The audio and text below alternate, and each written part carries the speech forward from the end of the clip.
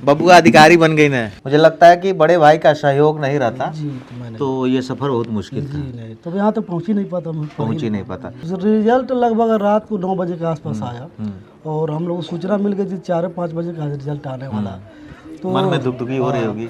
तो उस समय लगभग 4-5 घंटे का समय वेट करना पड़ा। अच्छा। बीच में मैं गया मेडिकल पर, बीपी नपवाया, गोली खाया। अच्छा, बीपी भी नपवा ली है। हाँ, जी। तो उसके बाद बीपी गोली हमने ली। हाँ। पान की दुकान चलाने वाला का लड़का ऐसी कहानी लिखा कि आज यह गांव चर्चे में है। मुझे पता है कि बाप बोलता कम है, बाप का जो दिल होता है वो बहुत कठोर होता है, लेकिन वो पीड़ा जो है ना अंदर छुपा के रखता है। चाचा जी की स्थिति कुछ ऐसी ही है।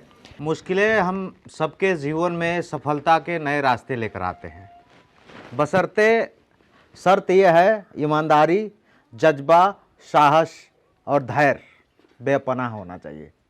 नमस्ते, मैं विष्णु प्रभाकर हूँ, आप सबका गांव वाले रिपोर्टर। तमाम कहानियाँ, तमाम ऐसी कहानी आप सबके बीच लेकर आता हूँ जो समाज में लोग कुछ अच्छा करते हैं। आज की कहानी एक ऐसे युवा की है जो घर की हालात ऐसी हो गई थी कि सब कुछ बिखर गया था। उस बिखरे हुए दौर से निखरना कितना मुश्किल है। एक पिता जो पान की दुकान चलाते थे, उसके बाद पैरालाइज हो गए, दिव्यांग हो गए, पान की दुकान बंद हो गई और घर के सारे सपनों टूट गए। उस परिवार में 3 बच्चे, बड़े भाई का सपना था पढ़ के अधिकारी बनना, लेकिन जब पिताजी की दुकान बंद हो गई तो सारे सपने वहीं धराशायी हो गया। बीच वाला भाई की भी हालत ऐसी हो गई, छोटा वाला भाई पढ़ाई छोड़ दिया और 2 साल तक उस पान की दुकान पे पान लगाया। मुझे लगता है कोई लड़का 2 साल तक पढ़ाई छोड़ दे गांव में तो कहीं ना कहीं माहौल में बिगड़ जाता है। लेकिन आज की कहानी सबसे खास यह है कि एक लड़का जो पढ़ाई छोड़ दिया, फिर उसके बड़े भाई कहीं प्रदेश गए कमाने। थोड़ा बहुत जब कमाने लगे तो उनको लगा जो सपना मैंने देखा था वह तो पूरा नहीं हुआ, लेकिन वह सपना मैं अपने भाई में देख रहा हूँ और मेरा भाई वह सपना पूरा करेगा, परिवार का नाम रोशन करेगा, दिव्यांग पिता के सपने को पूरा करेगा। और ऐसा हुआ कि एक पान की दुकान चलाने वाले व्यक्ति, उस परिवार की हालत कैसी होगी यह घर देख के आप अंदाज़ा लगा सकते हैं। यूपी PCS 2023 में 20वां रैंक लाकर पूरे कुशीनगर के साथ साथ उत्तर प्रदेश का नाम रोशन किए संदीप गौड़ हमारे साथ हैं, बगल में उनके पिताजी बैठे हैं। ये कहानी बहुत मार्मिक है और संघर्षों से भरा पड़ा है। मुझे लगता है इस हालत में इंसान सिर्फ इतना सोच ले कि किसी तरह पेट भर जाए, वही बहुत काफ़ी है। लेकिन उस दौर से निकल के एक अधिकारी बनना, आज इस गांव में चर्चा है कि संदीप गौड़ अधिकारी बन गए। मैं जब चौराहे पे आया तो पूछा कि कोई लड़का अधिकारी बना है यहाँ, तो 10 लोग हाथ उठा दिए, हाँ हाँ हम बताएं हम बताएं। तो ये ताकत होती है शिक्षा की, और शिक्षा में वह ताकत है जिससे आप अपने क्षेत्र, समाज, गांव सबका नाम रोशन कर सकते हैं। संदीप जी, आपको बहुत बधाई, बहुत स्वागत। धन्यवाद। क्या हाल चाल है, पर ये बताइए। बढ़िया सर जी। तो कितना मुश्किल था ये सफ़र? ये मुश्किल था शुरू से ही, और मैंने कभी ये सोचा नहीं था कि मैं बिना अधिकारी बनूंगा और हमारे पास इतनी डिग्री रहेगी जी, इतना शिक्षा प्राप्त करूंगा। लेकिन 2004 या 5 में आपके पिताजी पैरालाइज हो गए थे, पान की दुकान चलाते थे। आपके भाई भी पढ़ने में बहुत तेज थे। जी जी जी। तो मेरी कहानी के सबसे महत्वपूर्ण अंग जो है आपके भाई हैं। जी जी क्योंकि क्या होता है कि मोटिवेट करना, जी जी ताकत देना, वो पैसे से बड़ा ताकत होता जी, है। अब मुझे लगता है आपके ज़िंदगी में आपके भाई ने वो ताकत भरा। जी। क्या कंडीशन था जब आप पढ़ाई छोड़ दिए थे, 2 साल तक पढ़ाई छोड़ दिए थे, फिर कैसे मन में आया कि पढ़ाई करना है? अब 2 साल जब मैं पढ़ाई छोड़ दिया था तो दुकान चला रहा था, पान की दुकान। जी। तो उस समय ये सब चीज़ें नहीं थी कि हमको आगे पढ़ना है, आगे बढ़ना है, यहाँ अध्ययन करना है, इतनी डिग्री प्राप्त करनी है। तो पहले यही था कि जो बिजनेस है, जो घर की जिम्मेदारी है, उसको संभाला जाए। मैंने किसी तरह शाम का जो है सब्जी का खर्चा निकाल लेना है बस। हाँ, तो बिजनेस पे ध्यान देना था कि घर का खर्चा, वो सब चीज़ें देखना है, परिवार को सबको। तो उस समय ये सब चीज़ें नहीं थी कि हमको आगे बढ़ना है और शिक्षा प्राप्त करना है। तो अचानक बड़े भैया को इस बात का एहसास हुआ कि जो सपना हम देखे हम नहीं पूरा कर पाए तो छोटा भाई कर सकता है। छोटा भाई कर सकता है, ये विश्वास था। जी जी। अच्छा, फिर भाई ने सपोर्ट किया। जी, पूरा सब। फिर आप पढ़ाई करने लगे। जी। कैसे क्या पढ़ाई हुई? 2006 में पढ़ाई छोड़ा था, 2009 में मैं आया, 9 में एडमिशन हुआ मेरा। तो उस समय जब पढ़ाई छोड़ा था तो 6 में पढ़ रहा था लगभग। अच्छा। उसके बाद 2009 में आया, 9 में एडमिशन हुआ। 2012 में मैं जनता इंटर कॉलेज कुटवा इंटर कॉलेज से इंटर पास किया। अच्छा। उसके बाद BHU और इलाहाबाद यूनिवर्सिटी का प्रवेश परीक्षा दिया जी। दोनों में मेरा चयन हो गया। तो मुझे प्रतियोगी परीक्षा की तैयारी करना था, जिसके लिए उस समय उपयुक्त जगह इलाहाबाद भी था। जी जी। तो इलाहाबाद विश्वविद्यालय में हमने एडमिशन लिया और मेरा रैंक अच्छा था तो मुझे हॉस्टल भी मिल गया। तो हॉस्टल में 2012 से लेकर मैं 2021 तक अच्छा रहा। वहाँ पे मैंने BA भी 2012 से लेकर 15 तक। अच्छा, मैं एक सवाल और करूंगा।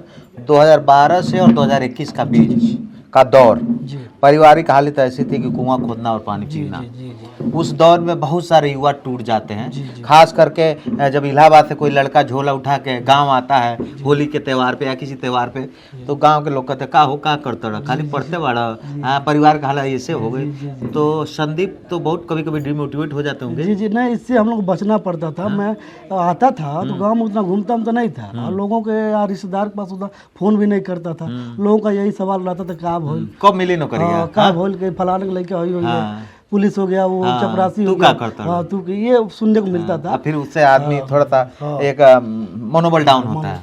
तो वहाँ इतना संपर्क भी, तो उस समय हम लोग असामाजिक हो जाते हैं, समाज से भागते हैं कि समाज प्रश्न पूछेगा, हमारे पास जवाब अभी है नहीं। जवाब है नहीं।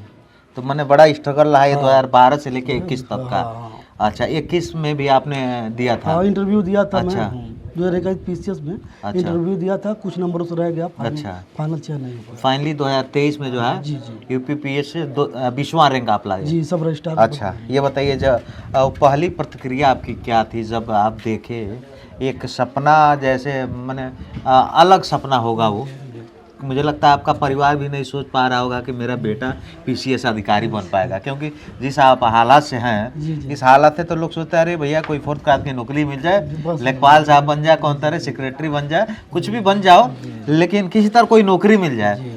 लेकिन धैर्य तो बहुत था ना।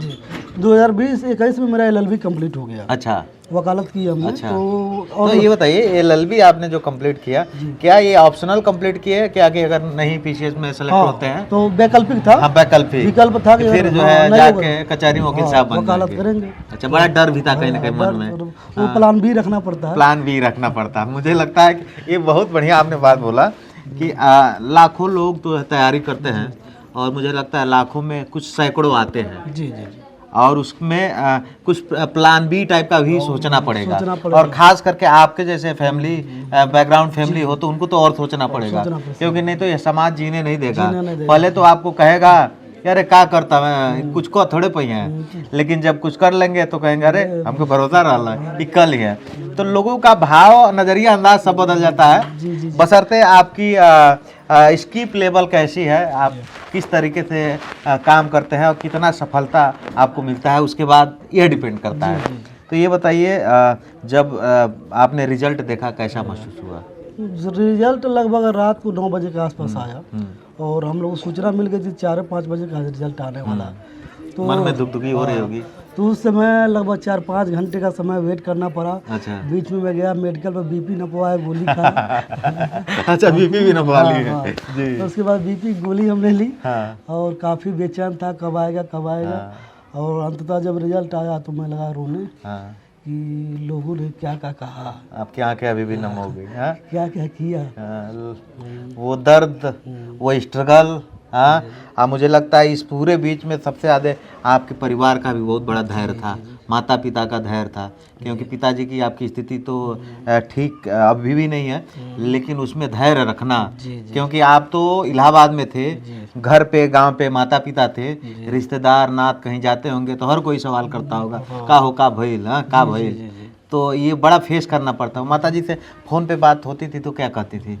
वो तो केवल हाल चाल से वहीं तक। क्या पूछती थी, बाबू कब लगी नौकरिया? नहीं, जैसे शिक्षित नहीं उतना तो उतना ये सब चीज़ों का वो फर्क नहीं पड़ता। अच्छा। अब इनका यही कहना था कि वो बड़े भाई जानते हैं, वही पढ़ा रहे हैं। अच्छा। वही समझेंगे क्या हो रहा है क्या। अच्छा। अब ये बताइए आपके इस पूरी कहानी के पीछे सबसे बड़ा रोल क्या है, किसका है? देखिए, वो मान लीजिए सबका रहता है, समाज का, ईश्वर का, माता पिता, भाई बहन, रिश्तेदार, दोस्त, टीचर, सबका। लेकिन विशेष रूप से मैं अपने बड़े भाइयों को योगदान देता हूँ। अगर वो बड़े भाई का, मुझे लगता है कि बड़े भाई का सहयोग नहीं रहता जी मैंने तो ये सफ़र बहुत मुश्किल था, जी नहीं तो यहाँ तक पहुँच ही नहीं पाता मैं, पहुंच ही नहीं पाता। वो भी आज के दौर में एक तरफ से कहा जाता है, खास करके हम गांव की जब बात करते हैं तो कहा जाता है भाई से बढ़न हित है, भाई से बढ़न दुश्मन।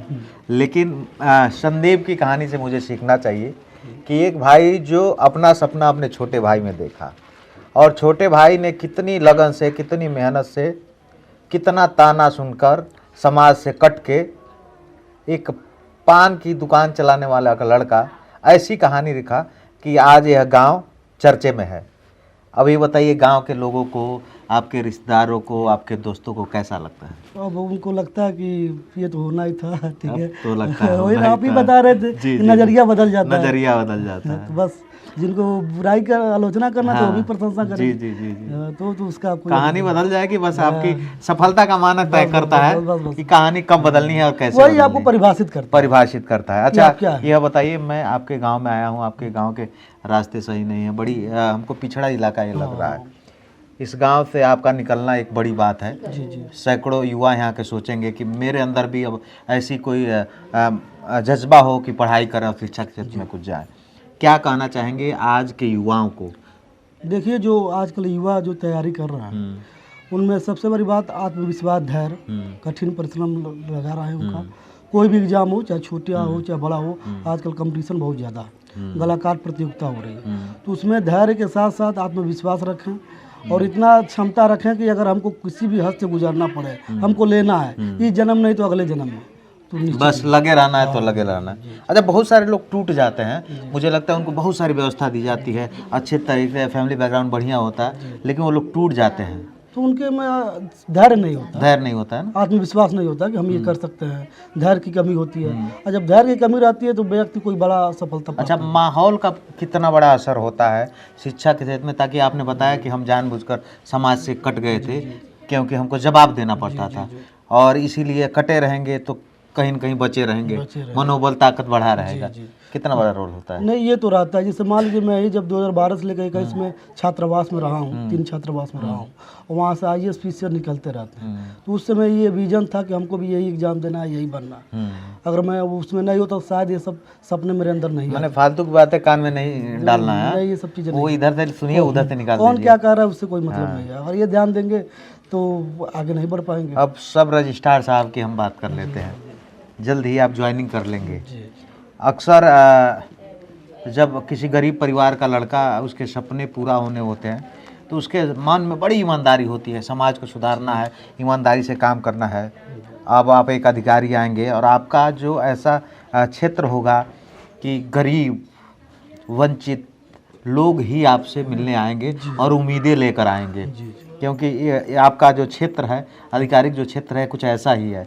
कितनी ईमानदारी रहेगी नौकरी मिलने के बाद? देखिए मान लीजिए मैं जिस परिस्थिति से निकला हूँ, इस परिस्थिति को भली बात जानता हूँ, समझता हूँ, तो शायद मुझे निर्णय लेने में ये बहुत सहायता करेगी। सहायता करेगा जी, क्योंकि अक्सर लोग बहुत सारे लोग अधिकारी जब बन जाते हैं तो वो अपने दौर को तो भूल जाते हैं और उसके बाद साहब के पास बड़ा घूस आने लगता है। तो ईमानदारी कितनी रहेगी बताइए? ईमानदारी अब देखिए इस ईमानदारी के दम पर हम यहाँ पहुँचे हैं, जी, तो उसका महत्व हम समझ रहे हैं। महत्व समझ रहे, ये बहुत बड़ी बात बोले कि ईमानदारी के दम पे पहुँचे हैं। ये संदीप जी का घर देख लीजिए आप, ये घर है, छोटा सा घर है, मुझे लग रहा है 700-800 स्क्वायर फीट में होगा। संदीप जी के पिताजी हैं, माता जी हैं, थोड़ा सा हम बात कर लेते हैं। चाचा जी क्या हाल चाल है? बढ़िया। तो पान की दुकान कब बंद हो गई? पॉसिबल तब बंद होगा। अच्छा ये बताइए अब कैसन लगत आज बेटा अधिकारी हो गए? हाँ सपना पूरा जैसा लग रहा है? हाँ चाचा जी कैसा लग रहा है? बहुत बढ़िया लगा था। ये आंखें और इन आंखों में वो जो धैर्य है, आंखें बोलने लायक स्थिति नहीं है, क्योंकि मुझे पता है कि बाप बोलता कम है, बाप का जो दिल होता है वो बहुत कठोर होता है, लेकिन वो पीड़ा जो है ना अंदर छुपा के रखता है। चाचा जी की स्थिति कुछ ऐसी ही है, बड़ा धैर्य और इस आंखों को इंतज़ार था और आज वह सपना पूरा हो गया। कितना विश्वास और आज के दौर में कितना गर्व होता है बेटे पर अपने? बहुत गर्व बात है। अब बेटा अधिकारी बन गया, हाँ? मालिक के दया बा न कभी न सोच रहे नहीं सोचे थे ना, सब ऊपर लग दया से ऊपर वाले का दया। हाँ माता जी क्या हाल चाल है आपका? ठीक है। बबुआ अधिकारी बन गई ना, अब बत्ती मिल जाएगी गाड़ी। हाँ, कैसन लगा था? बढ़िया लगता। बढ़िया लगा था ना? सोचले रहनी कब हो? ना सोचले रहनी ना? कैसन लगा था? ये सपना की तरह लगा था ना? सपना की तरह लगा था। तो ये बताइए, जब गांव में आप कहीं जाते रहनी खेते बाड़ी चाहे रिश्तेदारी में, तो लोग का कहते रहे? बाबू पढ़ते रहने 12-15 साल से पढ़ते रहे, कितना मुश्किल। बहुत आदमी पूछत रहे। हाँ। नदी से पढ़त ना का होता नौकरी मिलते नहीं वहाँ, हाँ। बहुत लोग तानो मारत हुई। अब कुछ भइल नहीं, माने इतना आदमी कहत रहे। हाँ, तो हम ही कहत नहीं कि अब हम के कुल पता नहीं। पता नहीं बा। बाबू लोग बालो हमसे यार उहे लोग जानते हैं। तो विश्वास कितना रहे बालक पे? बहुत रहे। अब विश्वास तो मन रहबे कइले, पढ़त ना तो कुछ करबे करिए। पढ़त ना तो कुछ करबे करे। ये संदीप जी की माता जी हैं, पिताजी भावुक हो गए हैं, बात करने की स्थिति में नहीं है। और इस पूरी कहानी में आप देखिए कि इस पूरे परिवार में कितना धैर्य था, खास करके बड़े भाई का त्याग। बड़े भाई ने जो सपना देखा, छोटे भाई ने उसी लगन मेहनत से परिश्रम से उस शिक्षा को अर्जित किए और आज वह मुकाम मिला कि यूपी PCS यानी बबुआ जनबा PCS अधिकारी हो गए ने। संदीप जी क्या कहेंगे हमारे दर्शकों को, क्या कहेंगे आप? दर्शकों को तो मैं यही कहना चाहूँगा, जो भी सपना देख रहे हैं और जिस क्षेत्र में, कोई ज़रूरत नहीं है कि आप एजुकेशन या सरकारी नौकरी प्राप्त करें। आप जिस क्षेत्र में, उस क्षेत्र में ऊंचाई पर पहुँचें, कठिन मेहनत करें, ईमानदारी धैर्य के साथ परिश्रम करें और अपने सर्वोच्च बिंदु पर जाने का प्रयास करें। रास्ते सफ़र कारवां यह तय करता है कि कितना जज्बा है, कितना जुनून है और कितना ईमानदारी है। इन सब के बीच में एक बड़ी बात आपको यह मिलेगी सुनने को कि ईमानदारी से अपने लक्ष्य को प्राप्त किया जा सकता है। ईमानदारी का शर्त यही है कि उसमें ईमानदारी होना चाहिए। बाकी इस पूरे वीडियो पे आप क्या सोचते हैं कमेंट करके ज़रूर बताइएगा। गाँव वाले रिपोर्टर विष्णु प्रभाकर का आप सभी को नमस्कार।